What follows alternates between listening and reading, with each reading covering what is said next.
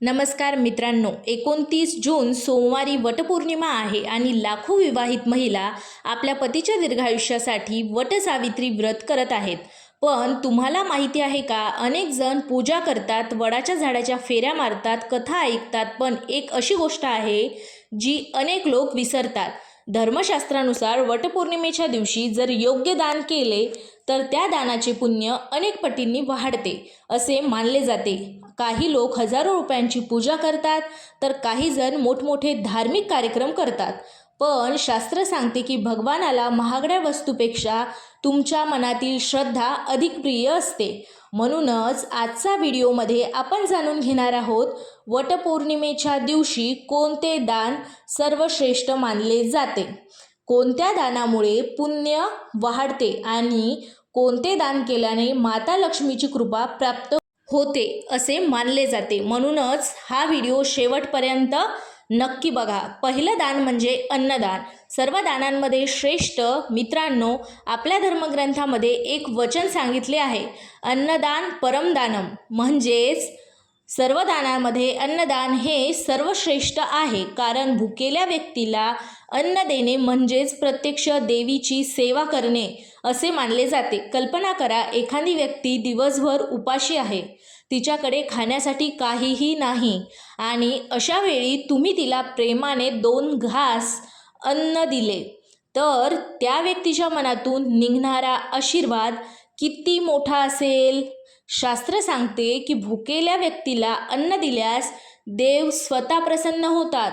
म्हणूनच वटपौर्णिमेच्या दिवशी शक्य असल्यास गरीब व्यक्तींना जेवण द्या, गरजू कुटुंबाला धान्य द्या, मंदिराजवळील गरजू लोकांना भोजन द्या. हे अन्नदान अत्यंत पुण्यकारक मानले जाते. आता दुसरं म्हणजे जलदान. उन्हाळ्यातील सर्वात मोठी सेवा म्हणजे जलदान. मित्रांनो, पाणी म्हणजे जीवन. उन्हाळ्याच्या दिवसात तहानलेल्या व्यक्तींना पाणी देणे हे देखील मोठे पुण्य मानले जाते.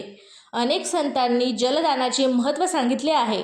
जर शक्य असेल तर पाणपोई लावा, थंड पाण्याची व्यवस्था करा, पक्ष्यांसाठी पाण्याची भांडी ठेवा, प्रवाशांना पाणी वाटा.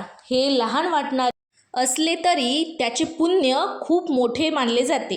आता नंबर 3 म्हणजे वस्त्रदान. गरिबांच्या चेहऱ्यांवर आनंद. मित्रांनो, जगात अनेक लोक असे आहेत ज्यांच्याकडे पुरेसे कपडेही नाहीत. वटपौर्णिमेच्या दिवशी स्वच्छ आणि वापरण्यायोग्य कपड्यांचे दान करणे शुभ मानले जाते. विशेषतः वृद्ध व्यक्ती, गरजू महिला आणि लहान मुलांना वस्त्रदान केल्यास त्याचे आशीर्वाद मिळतात. आता नंबर 4 म्हणजे फलदान.